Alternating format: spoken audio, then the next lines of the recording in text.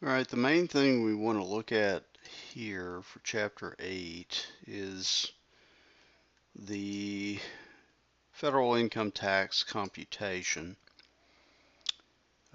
Not so much worried about tax credits and stuff like that, which would which would reduce the amount owed. What I'm worried about is making sure that you know how to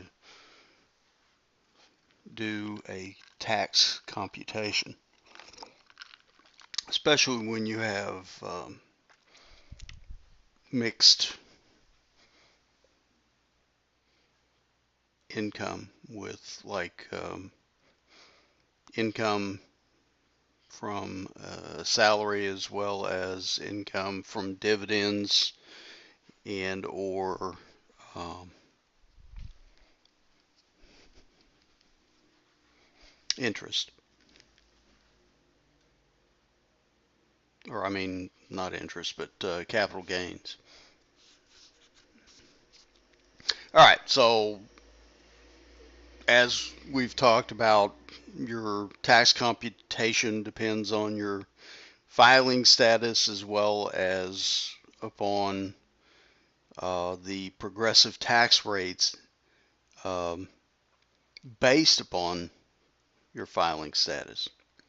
So again, single, head of household, married filing jointly, qualifying widow or widower that files as married filing jointly or married filing separately are the options there.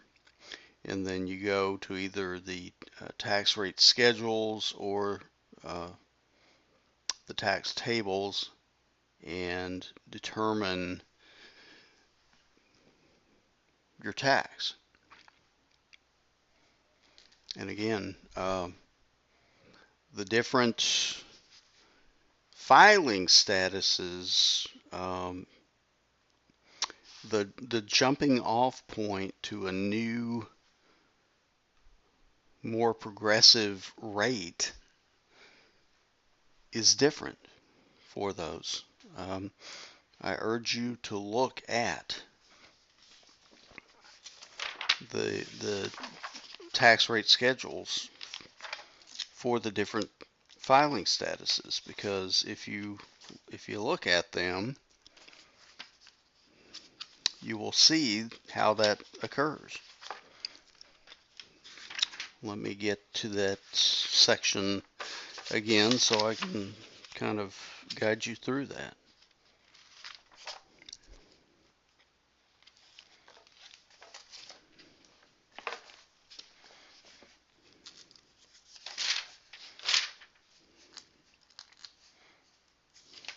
All right, so Appendix D again, you got your tax rate schedules there. So for a single person, you're taxed at 10% up to 9,525, but notice head of household, you're taxed up to 13,600 at 10%. Notice for married filing jointly, even if you only have one taxpayer working in the married couple, you're taxed at 10% up to $19,050, exactly twice as much as single and married filing jointly or married filing separately. So big difference, big difference.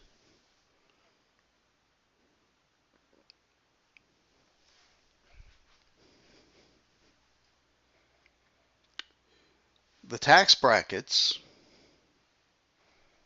that we have are available are 10%, 12%, 22%, 24%, 32%, 35%, and 37%. So these are different than the tax brackets or tax rates last year.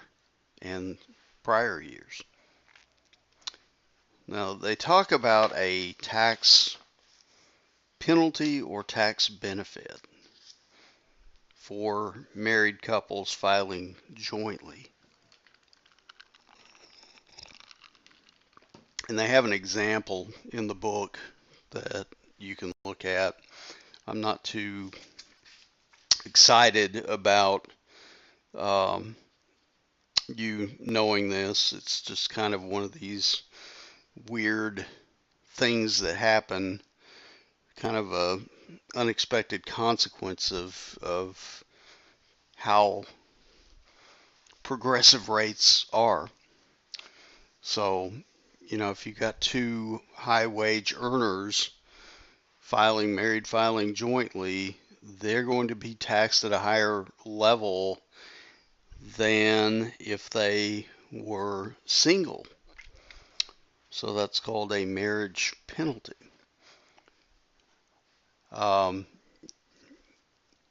If you are either married filing jointly and just one of the spouses works, or one of the spouses works at a moderately or high income job and the other spouse works at a low income job, you also get a somewhat of a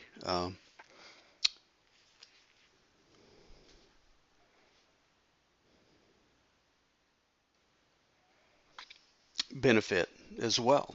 So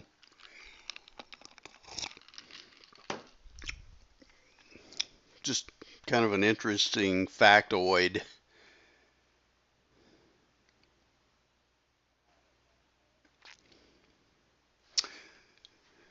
Now, again, the exception to ordinary tax rates are these long-term capital gains, net capital gains, and again, if you look at Schedule D or Appendix D, you see the rates.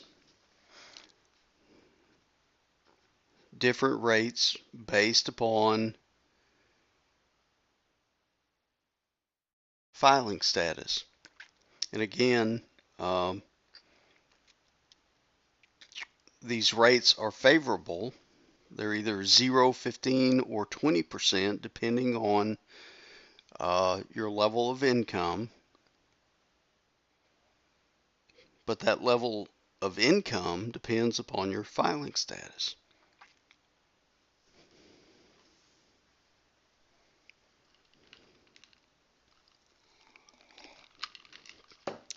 So when you have these,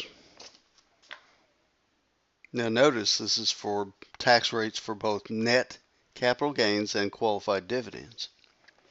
So you look to this rate schedule for both, either or both.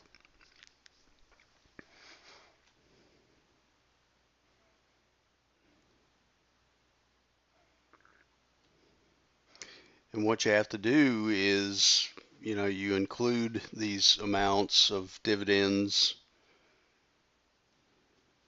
or capital gains in AGI calculation, but you have to take them out when it comes to calculating the tax due and calculate the tax on capital gains and or dividends separately from ordinary income items. And so there is, although it's not shown here, I would urge you to look at example 8-3 for an example of how you do that.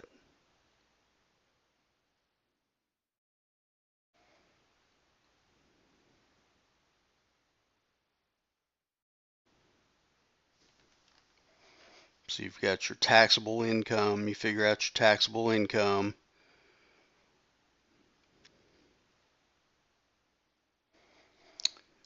You determine how much of that is taxed at preferential rates and subtract that from taxable income. And that's the difference is the amount that's taxed at ordinary rates. You take that amount, go to your tax rate schedule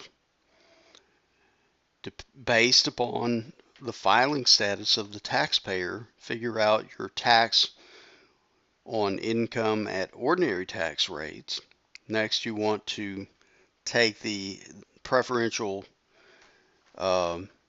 amount of income, the amount of income taxed at preferential rates, and calculate the amount of tax due on that using the rate schedules in Appendix D as well.